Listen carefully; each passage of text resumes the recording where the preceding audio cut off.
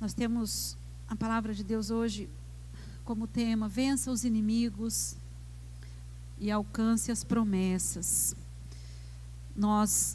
Todos nós, sem tirar nenhum, nós queremos alcançar as promessas de Deus. Se nós perguntarmos quantos querem alcançar as promessas de Deus na sua vida, até o bebê que está no ventre, ele vai saltar, com certeza. Até a criancinha que está ali sendo gerada ainda, ela vai dar um soco na barriga da mãe, vai dar uma pesada assim, vai falar: eu quero alcançar as promessas de Deus, né? A Beatriz saltou aí ou não? Saltou? Ela fez assim na barriga da Duda: eu quero alcançar as promessas de Deus na minha vida. Porém, para nós alcançarmos as promessas de Deus, nós precisamos vencer os inimigos. Nós precisamos vencer. E hoje nós vamos ver em Deuteronômio capítulo 7 sobre algumas nações que o povo de Israel precisou vencer.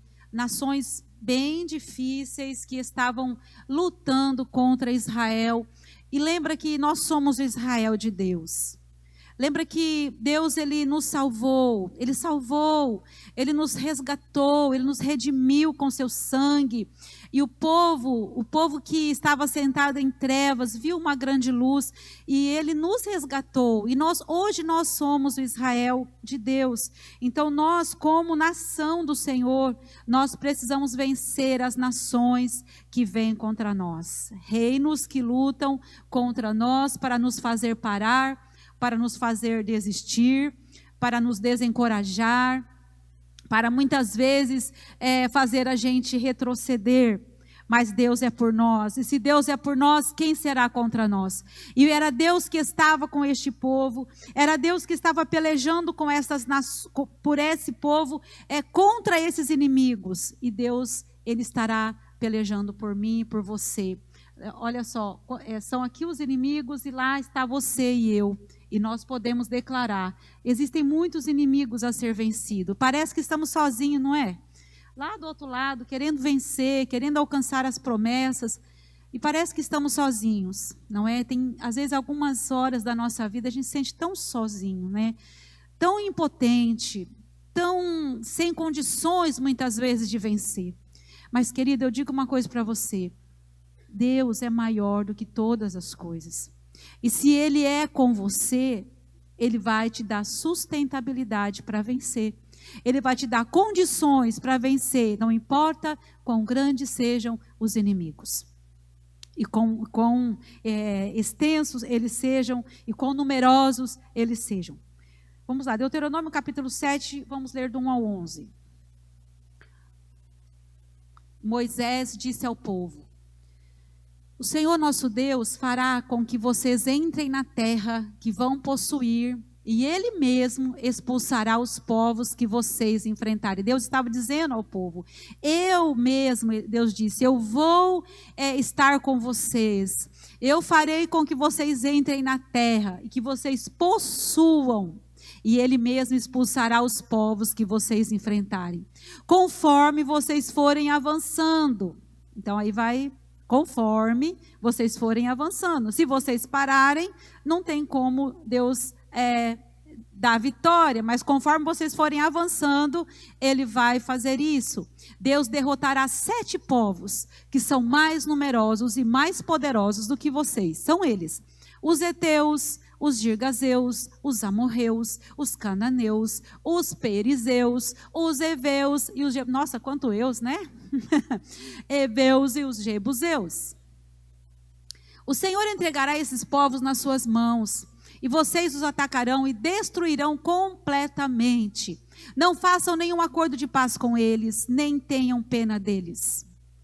Não casem com essa gente, nem vocês, nem os seus filhos ou as suas filhas, pois esses povos farão com que os seus filhos rejeitem a Deus e adorem outros deuses. Aí o Senhor Deus ficará irado com vocês e os destruirá de uma vez. Portanto, derrubem os altares desses povos, quebrem as colunas do deus Baal, cortem os postes da deusa Azerá e queimem todas as imagens. pois vocês são o povo escolhido pelo Senhor nosso Deus. Entre todos os povos da terra, Ele escolheu vocês para serem somente dele. Olha só, Deus nos escolheu para sermos somente dele. Guarde isso no seu coração. Deus escolheu você para você ser somente dele. Deus nos ama e Ele tem ciúmes de nós. Diga assim: Deus tem ciúmes de mim. Deus tem ciúmes de você. Ah, pastora, Deus não tem ciúmes. Não, imagina, o ciúmes não é de Deus. É um ciúme zeloso, porque Deus zela pela sua vida. Deus ama você, Ele diz que você é propriedade exclusiva dEle. Você é propriedade particular do Senhor. Versículo 6 diz assim, versículo 7, perdão. Pode passar. O Senhor Deus os amou e escolheu, não porque vocês são mais numerosos do que os outros, não. Não são. De fato, vocês são menos numerosos do que qualquer outro povo. Era um povo pequeno. Um povo muito pequeno. Os outros povos eram numerosos. Mas não é por causa do número, não. É porque Deus realmente amou. Deus realmente, Ele viu este povo e Ele se entregou por eles. E nós somos o povo de Deus, a nação santa do Senhor. Mas o Senhor os amou e com a sua força os livrou do poder de Faraó, o rei do Egito, onde vocês eram escravos. Ele fez isso para cumprir o juramento que tinha feito aos nossos antepassados. Para um pouquinho aqui, lembra disso, amados? Nós saímos do Egito. Egito é o mundo. Nós saímos da escravidão. O Egito nos escravizava. O mundo escravizava a nossa vida. Nós éramos escravos do pecado, escravos do Egito. E o Senhor nos tirou de lá. O Senhor nos tirou do Egito, da escravidão. Faraó é o diabo. Faraó é aquele que aprisiona as pessoas. E então o Senhor nos tirou e nos trouxe para onde? Ele nos trouxe para o reino do Filho do seu amor, onde nós podemos encarar isso e nós podemos ver Jesus como nosso amado, aquele que nos libertou das trevas e nos trouxe para o reino do Filho do seu amor. Pode passar. Lembrem que o Senhor nosso Deus é o único Deus. Ele é fiel e mantém a sua aliança. Ele continua a amar por 1000 gerações aqueles que o amam e obedecem aos seus mandamentos. Porém castiga de uma vez os que o rejeitam. Ele não demora em castigá-los e destruí-los. Eu disse esses dias aqui, Deus, amados, Ele não é igual a gente. Muitas vezes a gente é muito passivo em algumas situações. E muitas vezes nós deveríamos ser mais, não sei nem a palavra que usar, mas Deus, Ele é Deus que Ele ama, mas Ele é Deus também que corrige. Muitas vezes nós não sabemos corrigir. E Deus, Ele não passa a mão na cabeça de ninguém, dizendo assim, você errou, tudo bem. Não. Ele nos chama para perto dEle, para corrigir. Ele nos chama para junto dEle. Agora, se não quer correção, então não tem jeito. Então não tem jeito. É a escolha que cada um faz. Deus, Ele é Deus de graça, Deus de compaixão, Deus de misericórdia. Mas também existe uma justiça, que é a justiça dele na terra. Obedeçam, pois, às leis e aos mandamentos que hoje eu estou dando a vocês e façam tudo o que eu mando. Agora, Números, no capítulo 33, 55, na Nova Tradução, diz assim: porém, se vocês não expulsarem os moradores do país, os que ficarem serão para vocês como espinhos nos seus olhos e como ferrões nas suas costas, e trarão problemas para vocês na terra em que vocês morarem. Deus estava sendo muito claro com o seu povo. Vocês fazendo isso, vocês entenderão que eu estarei com vocês e eu vou expulsar esses povos e eu vou fazer de tudo por vocês. Porém, se vocês negarem, se vocês não expulsarem os moradores destas nações, deste país, os que ficarem serão para vocês como espinhos nos olhos. Espinho no olho é ruim, né, gente? Quem aqui já pegou espinho no olho? Não precisa nem espinho, não. Aquele cíliozinho, que cai aqui dentro do olho. Um cisco nos olhos. É muito ruim, é horrível. Então fica aquele negócio, aquela coceira nos olhos, acaba cegando. E nós precisamos dessa compreensão de Deus. Deus não quer que a gente fique com espinhos nos olhos. Deus não quer simplesmente que a gente fique com ferrão nas costas, mas que a gente tenha a graça dele sobre nós e que nós possamos gentilmente obedecer a Deus, porque ele nos ama e ele vai derrotar essas nações inimigas. O primeiro, nós vamos ver essas 7 nações que eles precisaram vencer.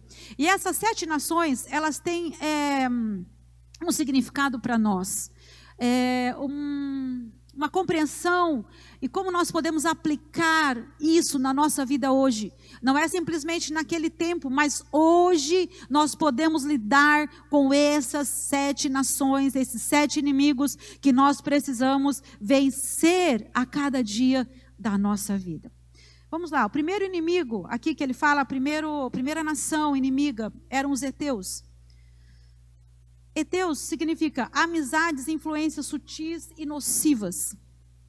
Precisamos vencer as amizades e influências sutis e nocivas que nos impedem de alcançar as promessas que Deus tem para nós. Isso é cada um de nós. Não é simplesmente num coletivo, não. É pessoal, é individual. Cada um de nós temos algumas nações para que nós possamos vencer. Hoje nós podemos ter uma delas ou 2. Amanhã pode ser outra que nós temos que vencer e nós precisamos da graça de Deus para nós vencermos, porque é Ele que vai fazer isso por nós, se nós tão somente obedecermos a Ele. Os heteus, eles não eram inimigos frontais e declarados de Israel. A sua linha de ação era mais sutil. Eles eram dominados, mas davam um jeito de ficarem aos arredores da cidade, procuravam fazer amizade, eles buscavam estabelecer alianças. E a ordem de Deus não era para fazer alianças com o inimigo, mas sim para eliminá-los completamente de diante deles. O Senhor os advertiu que, se não fossem poupados, lhes serviriam de tropeço e espinho nos olhos, como nós lemos ali em Números. Eu quero que você faça uma reflexão e veja se você não tem abrigado algum sentimento, lembrança, relacionamento ou influência sutil que tem prejudicado a sua vida e tem se tornado um espinho nos seus olhos, causando dor e cegueira espiritual. É tempo de expulsar esses inimigos. Reflita sobre você. Se você tem tido alguma amizade, ou teve no passado, e essa amizade ainda continua influenciando a sua vida. Amizades que não é simplesmente para fazer aliança com elas. Deus tem sim desejo de que nós tenhamos amigos, com certeza. Essa é a vontade dele. Mas existem amizades que são prejudiciais, são influências nocivas na nossa vida. Então, nós precisamos tomar uma atitude e dizer: eu não quero essa amizade na minha vida, porque essa amizade está me afastando de Deus.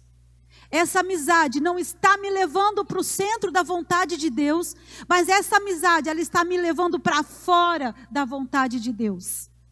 Amizades e relacionamentos que não são para fazer aliança.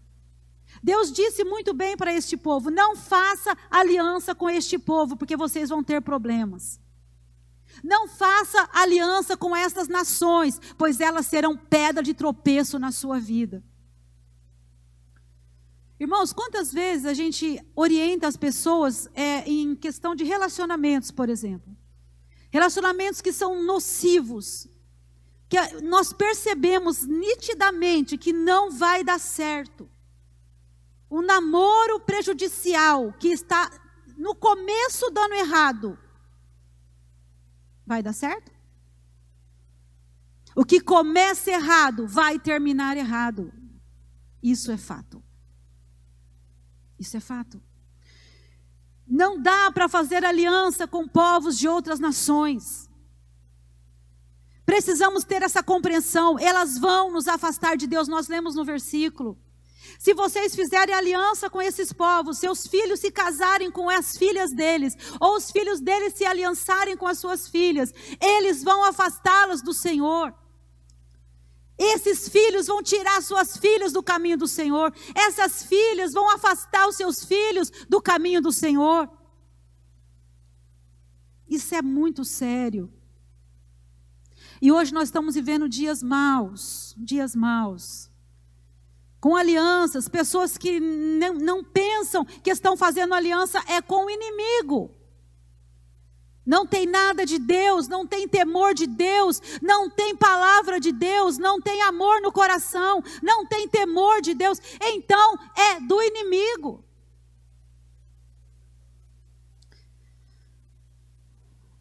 E nós que precisamos ver isso, nós precisamos entender, ter essa compreensão de que não será abençoado.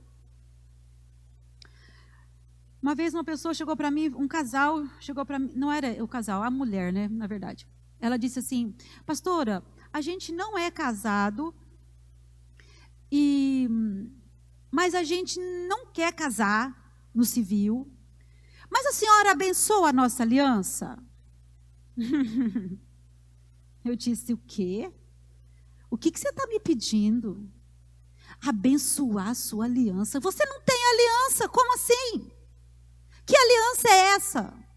Você precisa acertar a sua vida para depois eu te abençoar. Você precisa entender que existe uma aliança e você está fora da aliança. Como é que eu vou dizer Deus abençoa essa pessoa que está em desobediência ao Senhor? Não tem como. Quando você fizer a sua parte, quando você for lá, fizer a sua parte, cumprir a lei dos homens, porque tem a lei também dos homens. Depois venha, recebe a bênção de Deus. E você vai estar debaixo da bênção do Senhor para a sua vida.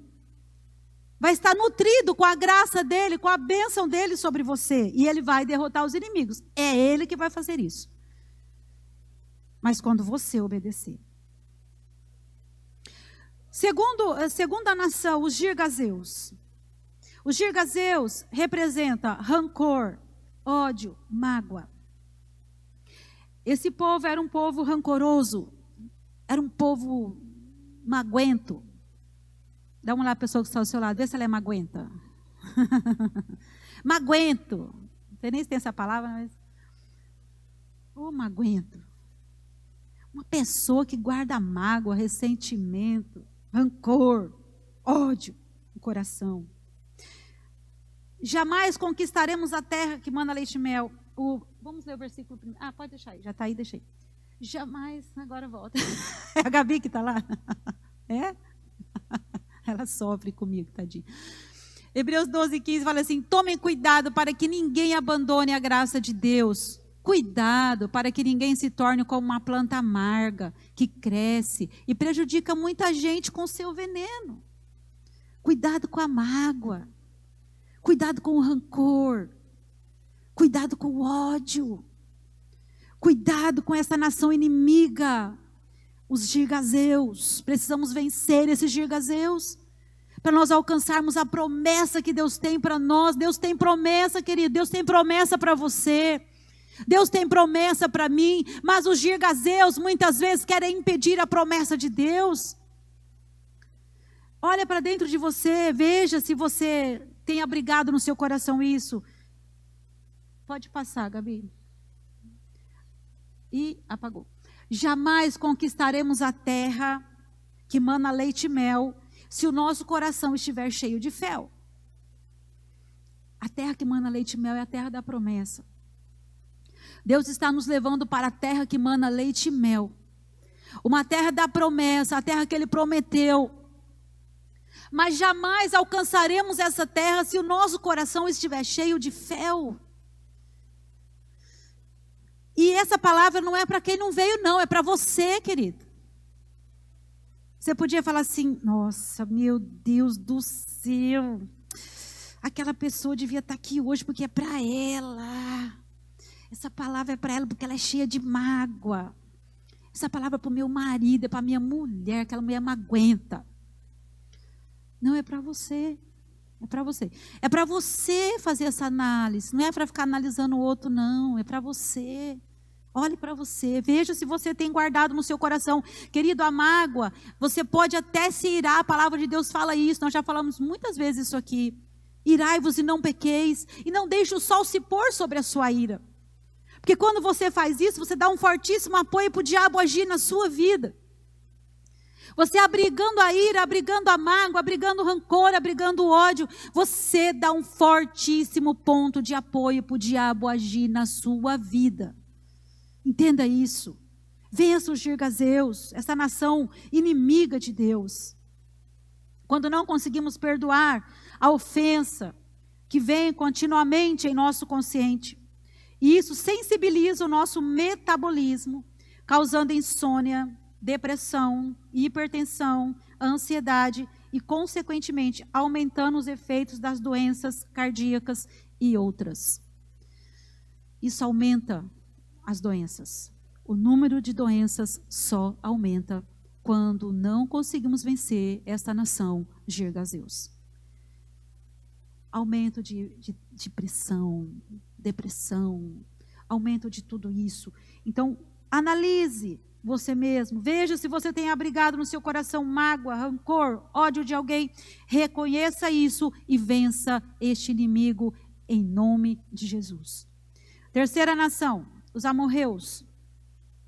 Os amorreus significa autossuficiência, divisão, espírito crítico, rebelião. Esses amorreus foi o povo que ofereceu mais resistência ao avanço dos israelitas na terra prometida. Eles eram poderosos, guerreiros, imponentes e egocêntricos. Ainda podemos identificar muitos amorreus em nossos dias. São pessoas talentosas, cheias de coragem, competência e dons, mas têm dificuldade de aceitar a liderança de outros. São resistentes a qualquer autoridade. Sempre acham que estão certos, que suas ideias são as melhores e ninguém consegue fazer as coisas melhor do que ele. Esses são os amorreus. Identifique isso em você mesmo. Identifique se existe essa nação dos amorreus dominando a sua vida. Olha o versículo de Provérbios 8:13. Temer o Senhor Deus é odiar o mal. Eu odeio o orgulho e a falta de modéstia, os maus caminhos e as palavras falsas. Deus odeia o orgulho e a falta de modéstia. O que é a falta de modéstia? Eu sou o melhor, eu sou o bom. Ninguém faz nada igual eu.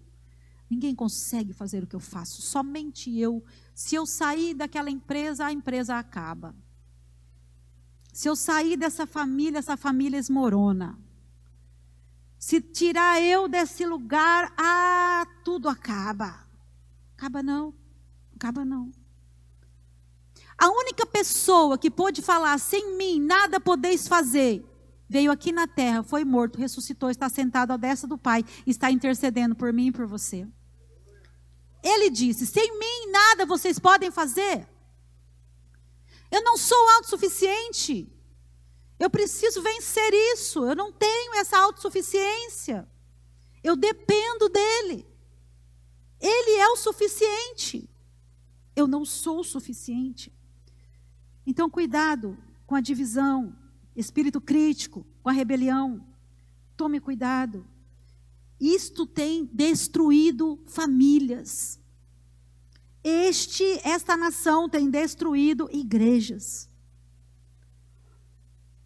Esta nação dos amorreus tem destruído empresas. Funcionários que não se submetem aos seus patrões. Que acham que são os donos da empresa. E não são, não são.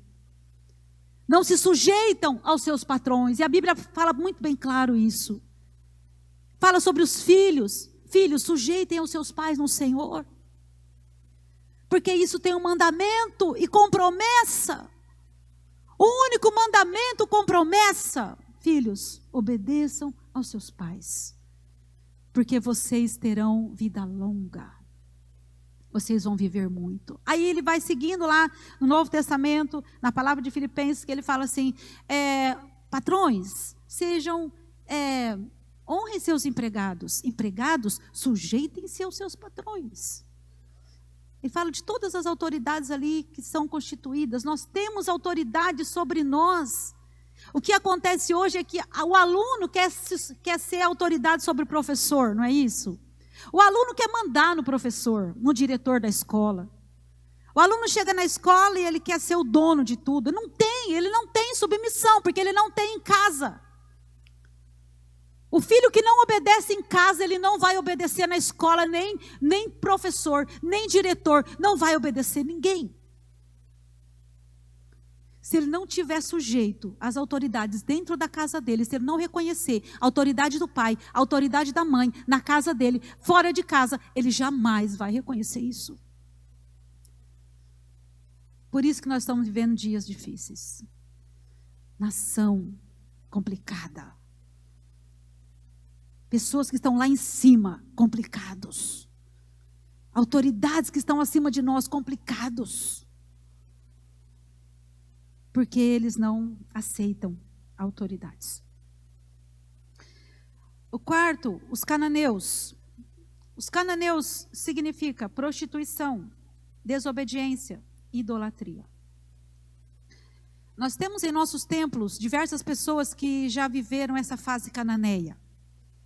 Tipo, passado, veio para Jesus, era prostituta, era uma pessoa poligâmica, tinha outras mulheres, tinha outros relacionamentos paralelos ao seu. Isso é antes de conhecer Jesus. Quando Jesus ele entra na nossa vida, nós somos novas pessoas, novas criaturas. A palavra de Deus deixa bem claro. Em Cristo nós somos novas criaturas. As coisas velhas já ficaram para trás, os cananeus já ficaram para trás e tudo se fez novo na nossa vida. Ele faz tudo novo. As coisas antigas não podem simplesmente dominar a nossa vida. E nós viemos para Jesus muito bem, nós viemos do jeito que nós estávamos e Jesus nos aceitou. Ele nos recebeu e Ele recebe cada pessoa do jeito que está. Ele diz, venha como você está. Venha sim, venha prostituta. Venha todos. Mas Ele diz, não pode permanecer do jeito que está. Eu preciso de uma nova vida. E a minha nova vida é em Cristo Jesus. Ela se torna realmente restaurada, restabelecida. Lá em Levítico capítulo 18, lá fala sobre todos esses pecados nojentos desses povos. E o Senhor os exorta a não seguir os costumes desses povos. Veja o versículo de Levítico 18, 26 e 27. Mas vocês todos, tanto os israelitas como os estrangeiros que vivem no meio de vocês, obedeçam às minhas leis e aos meus mandamentos e não cometam nenhuma dessas imoralidades. Aí se você ler antes lá, você vai ver todas as imoralidades que ele está falando aqui. Pois foram esses os pecados que os homens que moravam naquela terra cometeram, e por isso ela ficou impura. Por isso ela ficou impura. Deus não mudou. Deus não mudou. A palavra de Deus não mudou. Continua a mesma. Os pecados continuam os mesmos. Deus também continua o mesmo. E Deus ainda continua chamando pecadores para andar com Ele. O problema são as pessoas não aceitarem e rejeitarem a Deus. E rejeitarem receber do Senhor uma nova vida. E continuarem nas suas práticas pecaminosas e nojentas. E nojentas. É nojo. Deus olha para isso em muitas nações e Ele vê nojo, Ele tem nojo. Ele ama sim, mas existem pecados nojentos. Se você ler lá em Levítico, você vai ler isso. Lá fala de incesto, homossexualismo, bestialidade, enfim, um monte de pecados que hoje nós estamos vendo rolando na terra. Continua. E Deus continua chamando, Deus continua movendo sobre as pessoas para que elas sejam restauradas, para que elas sejam salvas. Colossenses 3, 5 ao 10 diz assim: portanto, matem os desejos deste mundo que agem em vocês, isto é, a imoralidade sexual, a indecência, as paixões más, os maus desejos e a cobiça, porque a cobiça é um tipo de idolatria. Pois é por causa dessas coisas que o castigo de Deus cairá sobre os que não lhe obedecem. Antigamente, a vida de vocês era dominada por esses desejos. Olha, antigamente, a vida de vocês era dominada por esses desejos. E vocês viviam de acordo com eles. Mas agora, livrem-se de tudo isso. Da raiva, da paixão e dos sentimentos de ódio. E que não saia da boca de vocês nenhum insulto e nenhuma conversa indecente. Não mintam uns para os outros, pois vocês já deixaram de lado a natureza velha e os seus costumes, e se vestiram com uma nova natureza. Essa natureza é a nova pessoa que Deus, o seu Criador, está sempre renovando para que ela se torne parecida com Ele, a fim de fazer com que vocês o conheçam completamente. Essa nova natureza, ela se renova dentro de nós a cada dia, para que nós possamos ser a cada dia mais parecidos com Ele, mais parecidos com o Senhor. E eu pergunto para você nesta manhã, você está sendo a cada dia mais parecido com quem? Com quem você está se parecendo? Mais com Deus? E as coisas de Deus, elas estão dentro da palavra dele? Ou mais com as nações inimigas? Com que nações tem te afastado do propósito e da promessa de Deus para a sua vida? O quinto, os fariseus. Fariseus significa inconstância e imaturidade. Os fariseus, eles eram um povo nômade. Eles não tinham lugar fixo. Eles viviam em aldeias, eles vagueavam. Este povo estava sempre procurando um lugar diferente para habitar. Eram literalmente invasores sem terra. Sabe, pessoas sem terra, sem teto, sem lei, sem Deus, sem nada. Pessoas inconstantes. A semente dos fariseus é uma tragédia. Eles são facilmente identificados. Basta se informar que haverá um evento em qualquer lugar, eles somem dos cultos e não assumem nenhum cargo ou responsabilidade na igreja local, pois querem ser livres e não ter que dar satisfação para ninguém. Quero ser livre. Essa liberdade é em Jesus. Eu quero ser livre, não quero que ninguém mande em mim, não toca em mim, não faça isso, não faça aquilo. Não manda fazer o que eu não vou fazer, não vou. Pessoas que são dominadas pelos fariseus, inconstância, imaturas. Ninguém pode falar. Imaturidade é uma característica de quem? Criança, não é? Seu filho, querido, ele é maduro? Galileia? Não é. Ele não tem maturidade. Tem? Não. Ele é uma criança, é imaturo. Eu vejo Pedro, às vezes a gente pega, segura na mão dele assim, você quer ir com ele segurando na mão, ele faz assim e vai na frente. Já com 1 ano e 7 meses. Não pega na minha mão, ele faz assim, ó.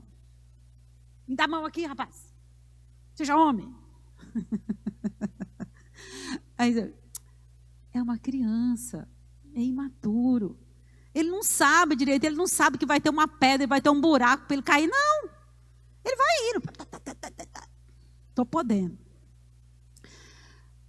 Nós entendemos, amados, que nós precisamos crescer no Senhor. Crescer, crescer e crescer até alcançar a estatura de varão perfeito na presença do Senhor. Efésios 4:13 diz assim: desse modo todos nós chegaremos a ser um na fé e no nosso conhecimento do Filho de Deus, e assim seremos pessoas maduras e alcançaremos a altura espiritual de Cristo. Então não seremos mais como crianças, arrastados pelas ondas e empurrados por qualquer vento de ensinamento de pessoas falsas. Essas pessoas inventam mentiras e por meio delas levam outros para caminhos errados. Pelo contrário, falando a verdade com espírito de amor, cresçamos em tudo até alcançarmos a altura espiritual de Cristo, que é a cabeça. Ele é a cabeça, nós somos corpo, o corpo é a igreja. É Ele quem faz com que o corpo, que é a igreja, todo fique bem ajustado e todas as partes fiquem ligadas entre si por meio da união de todas elas. E assim cada parte funciona bem e o corpo todo cresce e se desenvolve por meio do amor. Toda parte cresce quando existe tudo isso que a gente leu. Estamos ligados um com o outro e o corpo, que é a igreja, entendendo que Cristo é o cabeça do corpo. Eu nunca vi um corpo sem cabeça andando por aí. Mas tem muitos, né? Corpo sem cabeça. Só a igreja. Nós somos a igreja, com certeza. Cada um de nós somos a igreja. Mas igreja que é corpo sem cabeça, não funciona. Nós entendemos, Cristo é o cabeça da igreja. Nós somos corpo. Ele é a cabeça da igreja. 1 Coríntios 15, 18 diz assim: sejam firmes e constantes, sempre abundantes na obra do Senhor. Sejam firmes, sejam constantes, sempre abundantes na obra do Senhor. Vença a inconstância, vença a imaturidade. Se firme, se fortaleça na presença do Senhor. Crie raízes. Uma planta sem raiz é fácil de levar. O vento leva, facinho, facinho. Vem um ventinho no sul, bateu, levou. Vem outro do norte, bateu, levou. Nós precisamos que a nossa casa seja edificada na rocha que é Cristo. Porque vento vem, vento vai, bate chuva, vem fortes chuvas, mas você está firme no Senhor. Você está constante na presença dEle. Sexto e penúltimo, os heveus. Heveus é hipocrisia, falsidade.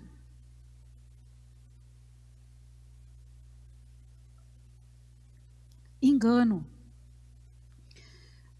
Máscara.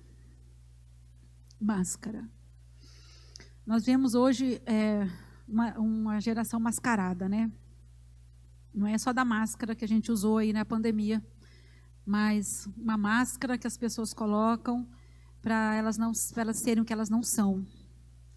Colocam uma máscara de mentira e na hora real mesmo, que ela para ser o que ela é, ela não é o que ela é. Ela finge ser o que não é. Então os fariseus, inconstância, os heveus é hipocrisia, falsidade e engano. Lá em Josué capítulo 9, vamos ver para a gente entender. Quando os moradores da cidade de Gibeão, que eram heveus, eram essa nação, ouviram falar do que Josué tinha feito com Jericó e com Ai, resolveram enganá-lo. Pegaram comida e carregaram seus jumentos com sacos velhos e com odres rasgados e remendados, cheios de vinho. Calçaram sandálias velhas e remendadas e vestiram roupas bem gastas e levaram para comer pão seco e bolorento. Eles foram até o acampamento de Gilgal e disseram a Josué e a todos os homens de Israel: nós estamos chegando de um país que fica bem longe daqui. Façam um acordo de paz com a gente. Os homens de Israel aceitaram a comida deles, porém não pediram conselho a Deus, o Senhor. Josué fez um acordo de paz com os gibeonitas. Não era para fazer acordo de paz, prometendo que não seriam mortos. E os líderes do povo de Israel juraram que cumpririam a sua palavra. 3 dias depois de feito o acordo, descobriram que aquela gente morava perto. Eram gente que estava enganando o povo.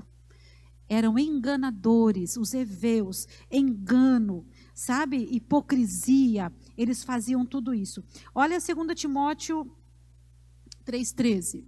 Porém, as pessoas más e fingidas irão de mal a pior, enganando e sendo enganadas. Pessoas más e fingidas. As pessoas muitas vezes, deixa eu só ler aqui.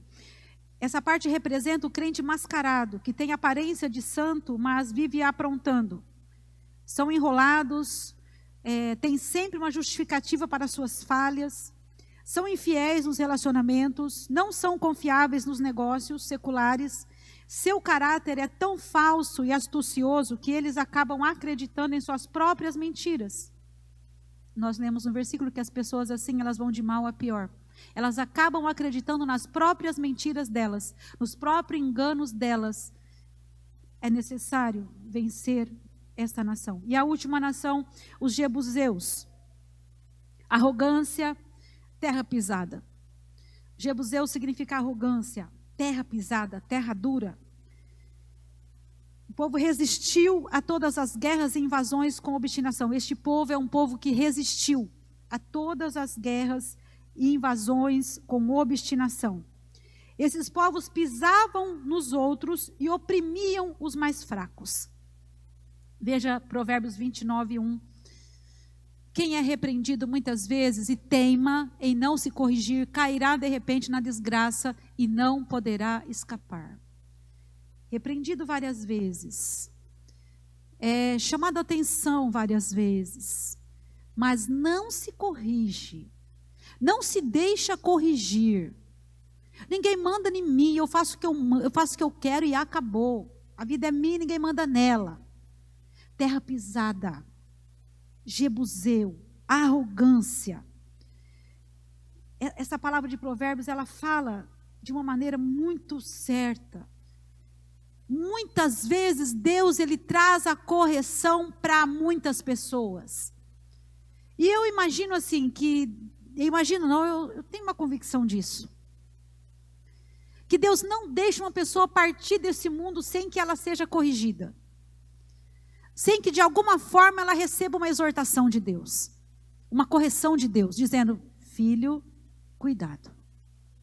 Filha, cuidado. Olha por onde você está andando. Esse caminho é um caminho de trevas. Esse caminho pode ser um caminho sem volta. E aí usa de novo uma outra pessoa, usa alguém, usa uma circunstância, uma situação, mas a pessoa não se deixa repreender. Terra pisada, jebuseu. Vamos encerrar com essa frase. Para que Deus entregue herança e promessas em nossas mãos, precisamos eliminar os adversários que estão entronizados em nossos territórios. Para que Deus entregue as promessas dele na nossa vida, precisamos eliminar todas essas coisas, esses adversários que estão entronizados muitas vezes em nossos territórios. Que Deus nos ajude. Que Deus nos dê sabedoria, discernimento, revelação do céu, para que a promessa de Deus na nossa vida, ela se cumpra. Para que a promessa de Deus feita quando você foi gerado menina, moça, homem, mulher, rapaz. Quando Deus uniu seu pai com a sua mãe e você veio a ser gerado ou gerada. Naquela união do esperma com o óvulo, veio você.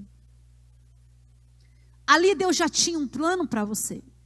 Ali Deus estabeleceu um propósito na sua vida certinho. Mas aí você se desviou. Aí você não aceitou o propósito de Deus. Mas ainda dá tempo de voltar. Ainda dá tempo de você reconciliar com o Senhor. E voltar ao primeiro amor. Aquilo que Ele chamou você desde o ventre da sua mãe. Acredite nisso.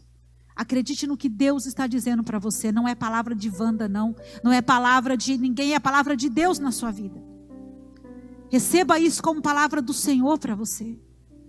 Tire os olhos das pessoas e olhe para o Senhor. Deixa Deus cuidar de você. Deixa Deus dirigir a sua vida. Deixa Deus cumprir na sua vida os propósitos que Ele tem. E cuidado com as coisas que muitas vezes vêm sobre você para tentar afastar você do plano, do propósito original de Deus para a sua vida. Deus tem um plano para você. Fica de pé no seu lugar, quero orar com você.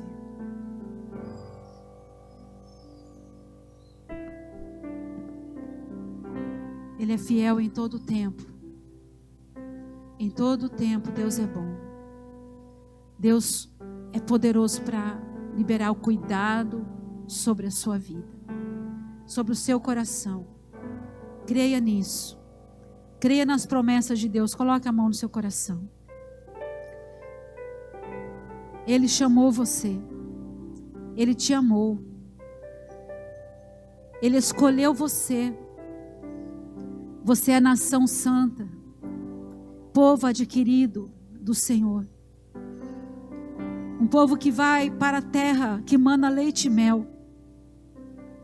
O lugar da promessa de Deus na sua vida. O lugar onde o Senhor deseja que eu e você estejamos. Mas como chegar? Como alcançar? Se tem tantos inimigos a ser vencidos. O Senhor disse que Ele estaria conosco. O Senhor nunca disse que nós estaríamos sozinhos. Ele disse que estaria conosco, nos ajudando a vencer, nos auxiliando, derramando graça sobre nós, sustentabilidade. Meu Deus, toma o teu lugar em nossos corações. Realiza em nós os teus propósitos, Senhor, para que possamos, Senhor, alcançar a promessa do Senhor na nossa vida, Pai. Para que nenhum dos seus propósitos, para que nenhum dos seus planos, eles deixem de cumprir, mas que sejam estabelecidos, Senhor. Meu Deus, vem e toma o teu lugar em nossos corações. Nos ajuda, Senhor, a vencer estas nações inimigas e a estarmos, Senhor, colocando os nossos olhos em Ti, ó Deus, para que as nossas vidas sejam transformadas, para que nossa vida seja, Senhor, alcançada pela graça do Senhor. Venha edificar-nos, ó Pai, venha sustentar-nos, ó Deus, venha nos dar graça, sabedoria, direção, discernimento, e a plenitude do Senhor seja conosco, Pai. Nós te pedimos, Senhor, em nome de Jesus, e nós te agradecemos. Amém, Senhor, amém. Você pode aplaudir a Jesus, querido? Que Deus te abençoe, que o Senhor te ajude, renove as suas forças, renove a tua fé, encoraje você em nome de Jesus.